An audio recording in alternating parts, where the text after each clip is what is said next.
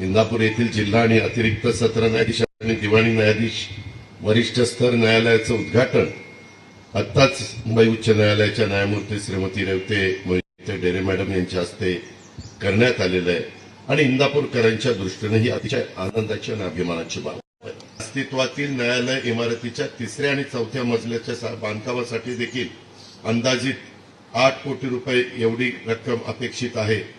सोमवारी तो प्रस्ताव जिल्हा न्यायालयाकडे सादर होणार आहे। अजून 4 कोटीची गरज आहे, हॉलची गरज आहे असं सांगण्यात आलेलं आहे। आपण ते मान्य करून आम्हाला जर पाठवलं तर मी या नवीन अर्थसंकल्पाचंच ही 8 कोटी रुपये उपलब्ध करून देईल। त्याबद्दल आपण कुणी तीळमात्र शंका मनामध्ये ठेवू नका।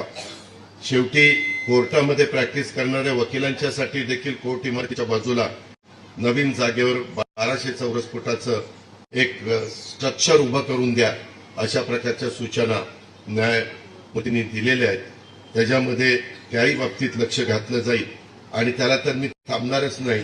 मी उद्या रविवार आहे पण सोमवारी डीपीडीसी मधनं 20 लाख रुपये मी मंजूर आत्ताच जाहीर करतो